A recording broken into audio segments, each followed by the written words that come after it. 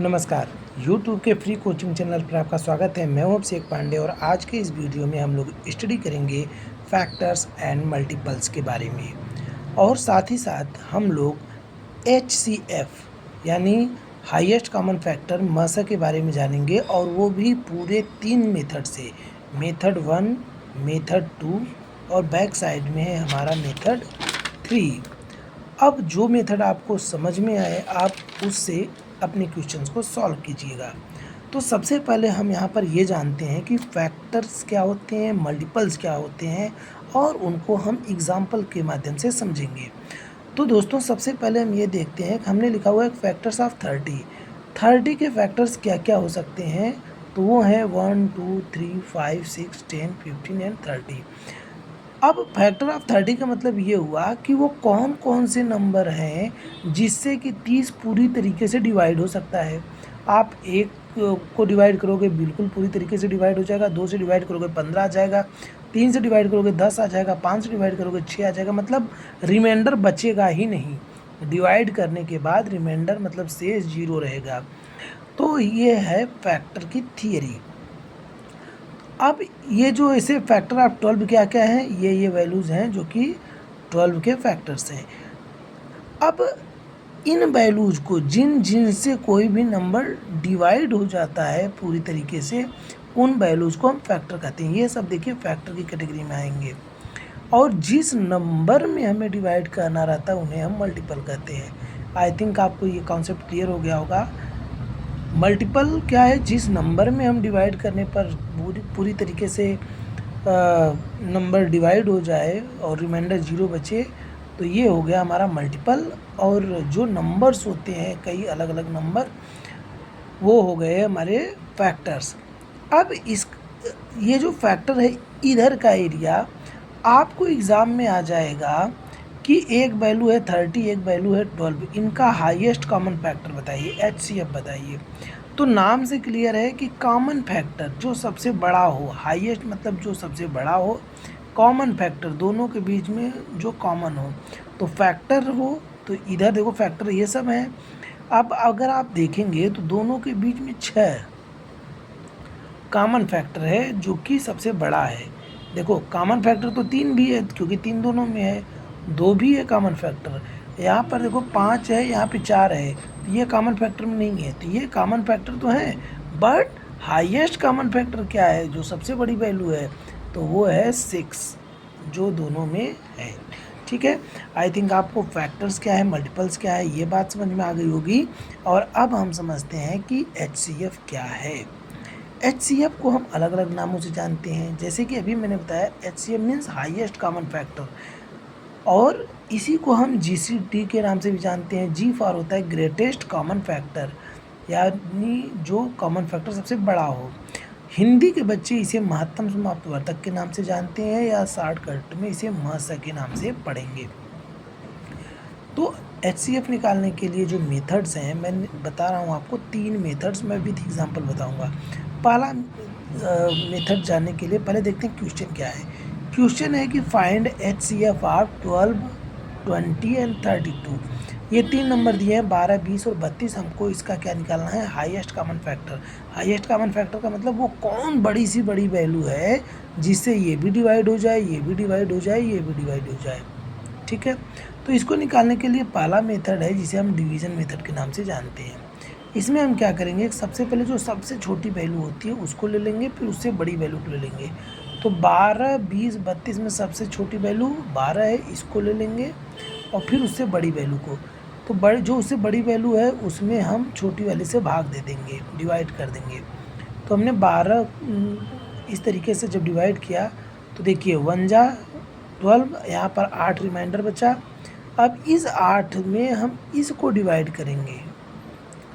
ठीक है, अब कितना जाएगा, 1 टाइम जाएगा, 8 जाएगा, यहाँ पे बचा रिमाइंडर 4। अब रिमाइंडर 4 बचा, अब जो वैल्यू यहाँ पे उतरेगी ना वो ये वाली वैल्यू आ जाएगी।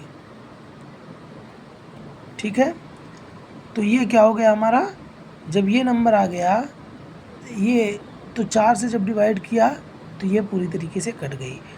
तो ये आंसर क्या हो गया हमारा, हाईएस्ट कॉमन फैक्टर 4। तो हकीकत में तो यही आंसर ही रहेगा।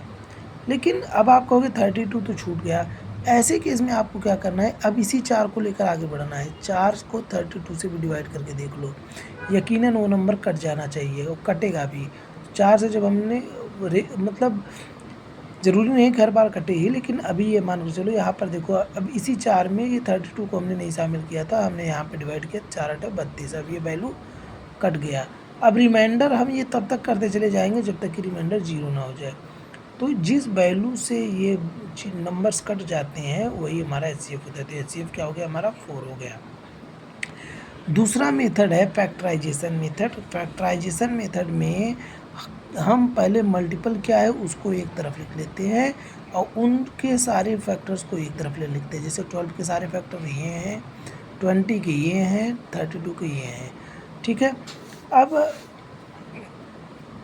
यहाँ पर और भी फैक्टर हो सकते हैं, जैसे 12 खुद से भी कटता है, 20 भी होगा जो, क्योंकि 20 से भी कट जाता है, 32 भी है। अब यहाँ पर हमें देखना है एचसीएफ निकालना है, यानी हाईएस्ट कॉमन फैक्टर। तीनों में कौन सा फैक्टर कॉमन है, ये फैक्टर, ये फैक्टर, ये फैक्टर। तो मैं देखता हूँ कि ये फैक्टर तो है लेकिन हाईएस्ट नहीं है जो कॉमन हो, लेकिन 4 इन तीनों में कॉमन है जो कि सबसे बड़ी वैल्यू है। यहाँ पर 6 है लेकिन इस 6 में कुछ नहीं, किसी में कॉमन नहीं। यहाँ पर 32 है, 32 किसी में कॉमन नहीं। तो हाईएस्ट वैल्यू कौन सी कॉमन है, 4। तो एचसीएफ हमारा हो गया 4। अब अगला तरीका क्या है, फैक्टराइजेशन मेथड को हम ऐसे भी देख सकते हैं। हम 12 को लिख सकते हैं 2 गुणे 2 गुणे 3, और इसको जब हम पावर के रूप में लिखेंगे तो ऐसे 2 टू द पावर 2, क्योंकि 2 का 2 बार मल्टीप्लाई हुआ है, इंटू 3 टू द पावर 1। 20 को लिख सकते हैं 2 इंटू 2 टू इंटू 5। अब इसको हम 2 टू द पावर 2 लिख सकते हैं क्योंकि 2 बार मल्टीप्लाई है, इंटू 5। इसको भी हम 2 टू द पावर 5 लिख सकते हैं 32 को, लेकिन हम लिखेंगे 2 to the power 2 into 2 to the power 3। जानबूझकर हम ऐसा लिख रहे हैं ताकि समझने में आसानी रहे, अदरवाइज हम 2 टू द पावर 5 भी लिख सकते हैं। अब ये यहाँ पर अगर हम देखें, अब समझने में हमें आसानी है बिल्कुल। देखो 2 टू द पावर 2 यहाँ पर भी है, 2 टू द पावर 2 यहाँ पर भी, 2 टू द पावर 2 यहाँ पर भी, ये तीनों में कॉमन है। जो वैल्यू कॉमन है वही हाईएस्ट कॉमन फैक्टर है। तो एचसीएफ 2 टू द पावर 2 यानी 4, ठीक है। अब आते हैं एक ट्रिक के ऊपर। जो मेथड 3 है वो हमारा ट्रिक है।